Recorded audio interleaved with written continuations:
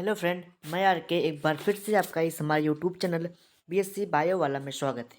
दोस्तों, पिछले लेक्चर में मैंने फेस कंट्रास्ट माइक्रोस्कोप के बारे में बताया था। जैसा कि आपको पता है, आपको इस यूनिट में लगभग 6 यानी कि 6 आपको जो 6 माइक्रोस्कोप के बारे में स्टडी करना है। तो मैंने पहला लाइट माइक्रोस्कोप, दूसरा डार्क फील्ड माइक्रोस्कोप और तीसरा फेस कंट्रास्ट माइक्रोस्कोप के बारे में बता दिया था। आज हम चौथी क्लास लेने जा रहे हैं, जिसमें हम फ्लोरेंसेस माइक्रोस्कोप के बारे में बताएंगे। फ्लोरेंस माइक्रोस्कोप होता क्या है, इसके बारे में हम लोग जानेंगे। और आपको बता दें कि इस वीडियो में हम माइक्रोस्कोप को यानी कि इन्फ्लुएंस माइक्रोस्कोप को बताने के बाद अगले वीडियो में हम लोग कॉन्फोकल माइक्रोस्कोप तथा इलेक्ट्रॉन माइक्रोस्कोप की क्लास लेंगे, जिसमें आपके लगभग 6 माइक्रोस्कोप कवर हो जाएगा 6 क्लासों में। यानी कि 6 क्लास में आपका 6 माइक्रोस्कोप कवर हो जाएगा विद इन 6 डेज, यानी कि 6 दिन में। आपको अगर आप इसे चाहते हैं तो आप इस वीडियो को 1 दिन में या 2 दिन में कंप्लीट कर सकते हैं। और जैसे ही आपका इलेक्ट्रॉन माइक्रोस्कोप यानी कि इलेक्ट्रॉन माइक्रोस्कोप वाला माइक्रोस्कोप जब कंप्लीट हो जाएगा, उसके उसी दिन हम आपके टेलीग्राम चैनल पे इसके यानी कि यूनिट नंबर 5 के आपको कंप्लीट यूनिट नंबर 5 की कंप्लीट पीडीएफ प्रोवाइड करवा देंगे, जहाँ से आप लोग जाके अपने नोट्स को कंप्लीट कर सकते हैं। तो चलिए अच्छा स्टार्ट करते हैं। और आपको कोई डाउट हो, कोई क्वेश्चन हो, तो आप हमारे व्हाट्सअप नंबर 9598 हमारे व्हाट्सअप नंबर 9598308044 पे व्हाट्सएप के थ्रू मैसेज करके आप हमसे कांटेक्ट कर सकते हैं। ठीक। और अगर पीडीएफ की जानकारी लेनी हो तो आप हमें व्हाट्सएप पे जैसे ही मैसेज करेंगे, आपको वहाँ पे टेलीग्राम का लिंक मिल जाएगा। वहाँ से आप टेलीग्राम चैनल ज्वाइन करके पीडीएफ को, नोट्स को वहाँ से पा सकते हैं। तो चलिए स्टार्ट करते हैं, बढ़ते हैं अपने टॉपिक की तरफ। तो आपको पढ़ना है इसमें फ्लोरेंस माइक्रोस्कोप। जो फ्लोरेंस माइक्रोस्कोप होता है ना, इस फ्लोरेंसिस माइक्रोस्कोप जो होता है, ये जो है कि ऑर्गेनिक यानी कि सेल की एक्टिविटी, सेल के अंदर कौन कौन से पार्ट है, जैसे लाइक माइटोकॉन्ड्रिया है, सेल वॉल है, इन सब को देखने के लिए, एंजाइम की एक्टिविटी को देखने के लिए ये सब की स्टडी करते हैं हम लोग किसमें, फ्लोरेंस माइक्रोस्कोप में। ठीक।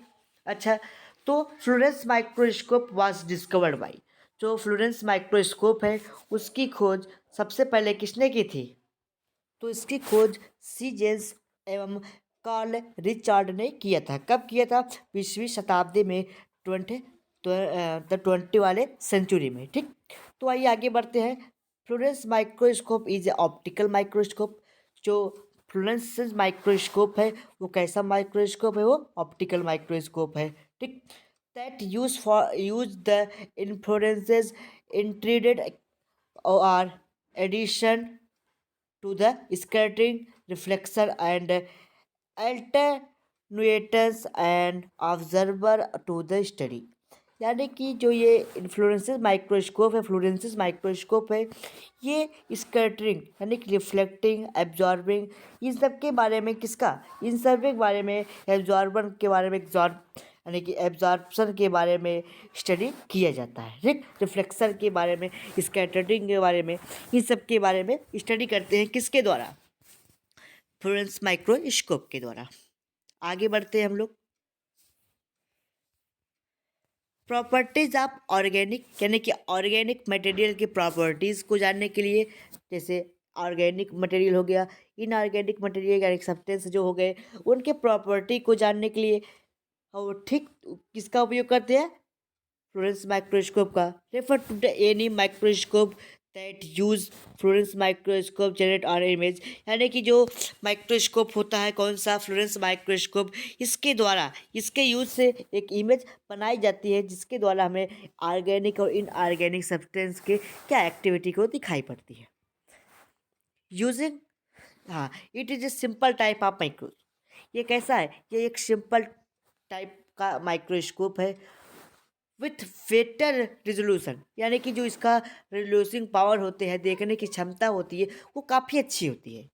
ठीक। In this way microscope xenon are lamps और mercury vapour lamp are use for the source of light. तो ये इतनी अच्छी इसकी रिलीजियस मतलब रिलीजियस पावर होती है, ठीक। रेजोल्यूशन जो पावर होती है इतनी अच्छी होती है इसकी कि आप एक जिनोन लैंप, छोटे से लैंप से या फिर मरकरी के द्वारा, ठीक, और सोर्स ऑफ लाइट इसमें बहुत पूरा ही होता कि मतलब आपको बहुत तगड़ी लाइट चाहिए तो आप छोटे बड़े लाइट से इसको देख सकते हैं। सूर्य के भी लाइट से आप इसको देख सकते हैं। तो सूर्य की लाइट से तगड़ी कोई लाइट ही नहीं होती, तो आप सबसे देख सकते हैं, यानी कि इजीली आप इसको देख सकते हैं। बहुत ज़्यादा प्रकाश की आवश्यकता नहीं पड़ती है, ठीक। धीमी लाइट में भी आप देख सकते हैं, कोई आप लैंप जला के देख सकते हैं। तो इस सब का उपयोग हो सकता है इसमें। उसके बाद बढ़ते हैं different type of hyper like, यानी कि डिफरेंट प्रकार के, बहुत प्रकार के आप इसमें क्या कर सकते हैं। जैसे किसी का एक्टिन का फाइबर हो गया, मायोसिन हो गया, मायोसिन फाइबर्स हो गए, सिलवाल हो गया, इसे इसका स्टडी करते हैं, ठीक। न्यूक्लिक एसिड का स्टडी करते हैं, डीएनए आरएनए का स्टडी करते हैं, मतलब डिफरेंट टाइप के प्रोटीन का भी स्टडी करते हैं। जैसे एंटीजन हो गया, एंटीबॉडी हो गया, माइक्रोट्यूबुल्स हो गया, ट्यूबुलिन्स हो गया, कोलेजन हो गया, इलास्टिन हो गया, सेलुलोज हो गया, पेक्टिन हो गया। तो इस सब का हम मतलब इस माइक्रोस्कोप से स्टडी कर सकते हैं, ठीक। यानी कि आप ऑर्गेनिक मटेरियल का भी यूज़ कर सकते हैं, सिर्फ सेल ऑर्गेनेल्स का यूज़ कर सकते हैं, और सेल ऑर्गेनेल्स में कौन कौन से पार्ट आते हैं आप उसका भी यूज़ कर सकते हैं, यानी कि उसकी भी स्टडी आप इस माइक्रोस्कोप के द्वारा कर सकते हैं। आगे बढ़ते हैं हम लोग। एंटीबॉडी, हाँ, यहाँ पहुँचे थे हम लोग। तो ये Florence microscope working bye combining microscope with Florence emitting properties of compounds, यानी कि जो इसकी मैग्नीफायर की जो प्रॉपर्टीज होती है वो लाइट माइक्रोस्कोप और फ्लोरेंस माइक्रोस्कोप की तुलना में, यानी कि इसकी किसकी माइक्रोस्कोप, कौन सी, लाइट माइक्रोस्कोप से काफ़ी अच्छा होती है। किससे, कंपाउंड माइक्रोस्कोप की जो इनकी सबकी प्रॉपर्टी होती है वो काफ़ी अच्छी होती है। किसकी तुलना में, ये मतलब जो ये फ्लोरेंस माइक्रोस्कोप है, फ्लोरेंस वाला, इसकी जो मैग्नीफिकेशन पावर, इमेजिंग पावर होती है, ये सब मतलब जो प्रॉपर्टीज़ आती हैं वो काफ़ी अच्छी होती है लाइट माइक्रोस्कोप से और डार्क फील्ड माइक्रोस्कोप के, कंपाउंड माइक्रोस्कोप से, ठीक।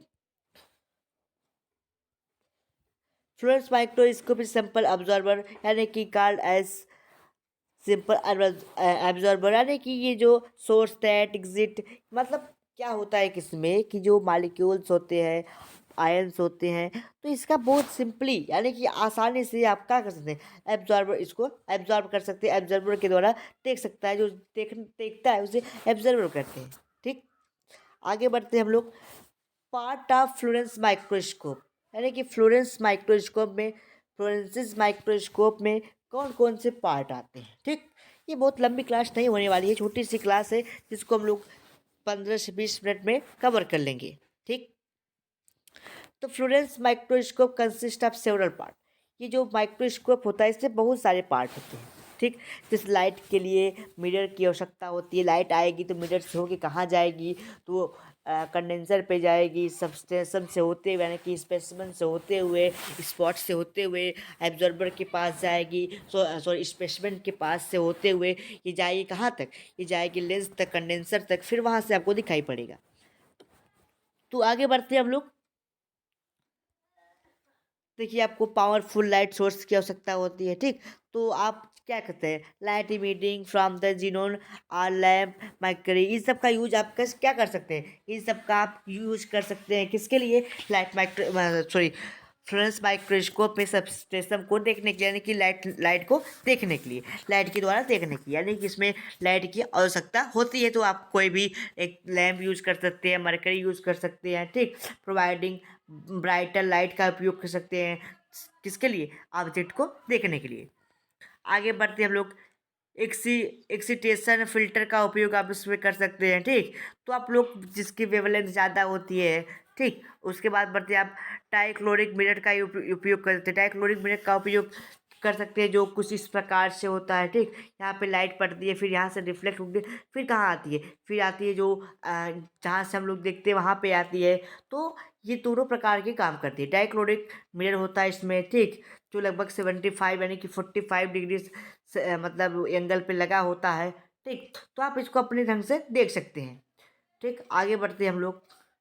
इमिशन फिल्टर का उपयोग करते हैं, ठीक। जो लोकेटेड होता है पाथ पे, यानी कि माइक्रो ऑर्गेनिज्म की जो इमेजिंग पावर होती है उसके रेंज के लिए सब देखने के लिए किया जाता है, ठीक। ऑब्जेक्टिव एक लेंस होता है जिससे क्या होता है, जिससे प्रकाश जाती है और लाइट को क्या करती है, फैला देती है। फिर जब रिटर्न आती है तो उसको मतलब वो कर देती है, सिकोड़ देती है लाइट को, ठीक। सनबीम को या फिर कोई भी बीम हो गई, किरणें हो गई, रे हो गई, तो उसको क्या करती है, ये आती और जाने के लिए दोनों का काम करती है। अच्छा, आगे बढ़ते हैं हम लोग। एक कैमरा उस पर लगा होता है, कैमरा लगा इसलिए होता है कि आप उसका जो है कि रिकॉर्डिंग कर सकते हैं या फिर उसके इमेज को आप क्लिक कर सकते हैं, फोटोज़ निकाल सकते हैं, ठीक। और एक डिस्प्ले भी लगा होता है जिसके द्वारा आप उसको, उसके एक्टिविटी को देख भी सकते हैं, ठीक। आगे बढ़ते इमेज फार्मेशन देखते हैं कैसा होता है, कि इमेज फार्मेशन किस प्रकार से होता है। तो इस क्या होता है, ये माइक्रोस्कोप कुछ इस प्रकार से होता है, जिसका आपको एक डायग्राम से दिखाया गया है। कि जैसे क्या होता है, मान लीजिए यहाँ पे कोई सैंपल रखा गया है, ठीक। यहाँ पे एक सैंपल रखा गया है किसी चीज़ का, ठीक। और क्या होता है कि ये जो यहाँ पे एग्जीक्यूशन फिल्टर पेपर लगा होता है, जहाँ से लाइट की आती है, तो ये लाइट होते हुए इस एक्जुलेशन फिल्टर जो होता है वहाँ से होते है ट्राइक्लोरिक, यानी कि डाइक्लोरिक जो मिरर होता है उस पर पड़ता है, उससे होते हुए ऑब्जेक्टिव लेंस पे जाता है। ऑब्जेक्टिव लेंस से कहाँ जाता है, सिंपल पे। फिर सैंपल जो रखा जाता है स्पेस पेन या स्पॉट जो होता है, ठीक, क्या होता है, वहाँ से ये लाइट क्या करती है, टकराती है। तो वहाँ से टकराने के बाद जो है कि कहाँ पे, सिंपल पे जाएगी। तो सिंपल से होते हुए कहाँ पे आएगी, ये एक प्रिज्म पे आएगी, इमिशन फिल्टर पे आएगी। इमिशन फिल्टर से क्या होता है, एक प्रिज्म में आएगा। प्रिज्म से होते हुए, प्रिज्म से होते हुए एक प्रिज्म कहाँ लगा होता है, ये प्रिज्म हमारी आंखों के ठीक, यानी कि जहाँ आई पीस टेंस होता है उसके ठीक ऊपर लगा होता है। और यहीं से कैमरा जोड़ दिया जाता है, जो आपको कैमरा में, या फिर आप इसके इसके आप फोटो को या फिर इसके वीडियोस को, एक्टिविटी को देखने के लिए वहाँ से क्लिक कर सकते हैं, फोटो को कैप्चर कर सकते हैं। तो इस प्रकार से इसमें क्या होती है, एक प्रकार का इमेज फार्मेशन होता है। तो एक बार फिर से देख लेते हैं कि इमेज फार्मेशन का क्या क्या रोल है, कैसे कैसे होता है। तो क्या होता है, जब ऑब्जर्वर, यानी कि यहाँ से जब कोई देखता है, ठीक, ठीक, जैसे आप या कोई भी देख रहा है, तो यहाँ पे आई पीस लेंस लगी है। तो यहाँ से जब वो सैंपल को देखता है, सैंपल को जब देखता है तो कैसे कैसे एक्टिविटी होती है। तो क्या होता है, एक साइड लाइट होती है, लाइट क्या पड़ती है, इमिस एग्जीशन जो एक्सीलेशन लेजर फिल्टर होता है उससे होते हुए ट्राइक्लोरिक फिल्म मिरर पे जाती है। ट्राइक्लोरिक मिरर से होते हुए कहाँ पे जाती है, ऑब्जेक्टिव लेंस पे, ऑब्जेक्टिव लेंस सैंपल पे जाती है। तो ये सैंपल जब यहाँ पे पड़ता है तो यहाँ पे, यहाँ से जो होती है प्रकाश, जो लाइट्स होती है वो कहाँ जाती है, वहाँ से होते यहाँ पे आती है प्रिज्म पे। फिर प्रिज्म से होते हुए आई पीस लेंस पे पहुँचती है, जिसके द्वारा आई पीस लेंस पहुँचती है और जिसके द्वारा हमारे आंखों पे पड़ती है। तो हम लोग क्या कर सकते हैं, उसको देखते हैं। तो जो ये प्रिज्म होता है इस पर आप फोटो का कैप्चर या फिर वीडियो कैमरा के द्वारा आप लोग इसको, इसके एक्टिविटी को, इसके जो फंक्शन है, कैसे कैसे ये कार्य कर रहे हैं, उसके बारे में हम लोग देख सकते हैं। तो आइए देखते हैं इसके एप्लीकेशन क्या। तो एप्लीकेशन क्या है, the fluorescence microscope are widely use for the detection of the cell and their component. यानी कि जो ये एप्लीकेशन है किसका, फ्लोरेंसिस माइक्रोस्कोप का, इसका उपयोग सेल के कंपोनेंट, यानी कि सेल में कौन कौन से पार्ट है, ठीक, उसके डिटेक्शन के लिए किया जाता है। तो पहली पॉइंट तो हो गई, द फ्लोरेंस माइक्रोस्कोप आज widely used for detection of cell organelles and their component, ठीक। दूसरी पॉइंट आती है, fluorescence microscope is a critical tool for the academic institute for identification of microorganism। यानी कि जो ये एकेडमिक इंस्टीट्यूट्स होते हैं, एकेडमिक होती है, कॉलेजेस होती हैं, ठीक, इंस्टीट्यूट्स होते हैं, तो इन सब में भी इसका उपयोग क्या करता है, कि जो टूल्स रखे होते हैं उसको क्रिटिकली, यानी कि ऑब्जर्वर, यानी कि देखने के लिए होते हैं, कि छोटे छोटे टूल्स होते हैं उसके लिए भी करते हैं, ठीक। It is widely used in the pharmaceutical research, industrial, for detection of pathogen and medicine. यानी कि जो ये पैरामेडिकल कॉलेज होते हैं, रिसर्च इंस्टीट्यूट होते हैं, ठीक, इंडस्ट्री होती है, इन सब पे भी क्या करते हैं, पैथोजन को और मेडिसिन के डिटेक्शन में कार्य करते हैं, देखने के लिए काम करते हैं। अगली पॉइंट आती है, जो इन्फ्लोरेंसेज होते हैं, microscope is widely used in the pathological centre for detection of pathogen like bacteria, tuberculosis. यानी कि ये बताया है कि इसमें जो पैथोलॉजिकल सेंटर होते हैं जहाँ पे ब्लड की टेस्टिंग होती है, वहाँ पे इसका ज़्यादातर यूज होता है। किस लिए होता है कि माइक्रो ऑर्गेनिज्म को देखने के लिए आपके जैसे ब्लड को टेस्ट करेंगे आपके अंदर कौन सा रोग है, तो उस प्रकार का बैक्टीरिया उसमें पाया जाता है आपका ब्लड में, तो इससे पता चल जाता है कि आपके अंदर ये रोग हुआ है। ठीक, तो किसके द्वारा पता चलता है? वो तो माइक्रोस्कोप के द्वारा देखने से पता चलता है। चलिए अच्छा आगे बढ़ते हैं।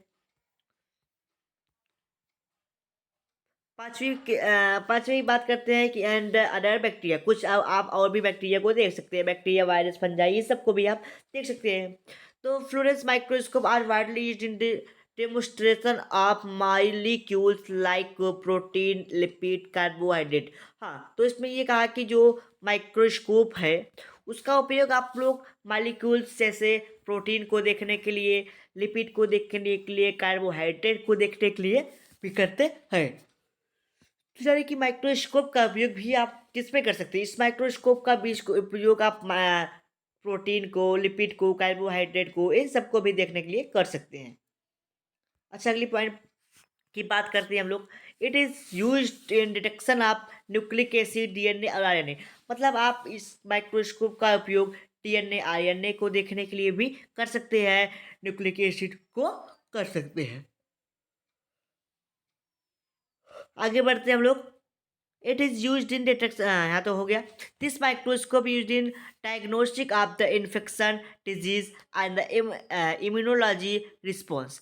यानी कि जो आपके अंदर डायग्नोस्टिक सिस्टम होती है, ठीक, इन्फेक्शन हो गया अगर आपके अंदर, ठीक, तो उन सबके जो डिजीज़ होते हैं आपके सेल के अंदर, बॉडी के अंदर अगर कोई डिजीज हो गया तो उनको ये देखने के लिए रिस्पॉन्सिबल होते हैं। ठीक, आप उनके मतलब उसके एक्टिविटी को देख सकते हैं कि आपके अंदर कितना किस प्रकार से बैक्टीरिया, फंजाई कोई भी है तो कितना रोग घातक कर चुका है, तो आप उसके अंदर सेल के अंदर यानी कि बॉडी के अंदर भी आप इसको क्या कर सकते हैं, इस इसके माइक्रोस्कोप के द्वारा देख सकते हैं।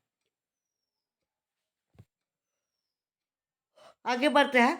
It is used in the diagnosis of the chromosomal abnormalities. हाँ, तो ये बोले कि अगर आपके बॉडी के अंदर कोई क्रोमोसोम के द्वारा एबनॉर्मलिटीज हो गए हैं, जो मतलब बाहर की तरफ नहीं, जो अंदर की तरफ दिखाई पड़ते हैं एबनॉर्मलिटीज, तो उसका भी उपयोग आप देखने में कर सकते हैं। ठीक, it is used in detection of different types of blood cell for the blood sample. हाँ, तो इसमें ये कहा गया कि आप जो है कि डिफरेंट टाइप के, विभिन्न प्रकार के ब्लड सेल को आप देख सकते हैं। तो ब्लड सेल कई प्रकार के होते हैं, तो आप उनके भी देख सकते हैं, उसके ब्लड सैंपल को आप उससे पता लगा सकते हैं कि इंसान का जो वो रोग है या फिर अगर उसको कोई डिजीज़ हुआ है तो किस प्रकार से उसका एक्टिविटी है उसके अंदर, सेल के अंदर किस प्रकार से जो वायरसेस है, बैक्टीरिया है, वो किस प्रकार से एक्टिविटी कर रहा है और रोक कर रहा है।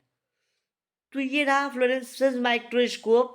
तो आज यह भी माइक्रोस्कोप समाप्त हो गया। अगले वीडियो में हम लोग एक नए माइक्रोस्कोप के बारे में पढ़ेंगे जिसका नाम है कॉन्फोकल माइक्रोस्कोप। कौन सा माइक्रोस्कोप का? 5वें नंबर पे कॉन्फोकल माइक्रोस्कोप के बारे में हम लोग क्या करेंगे? स्टडी करेंगे।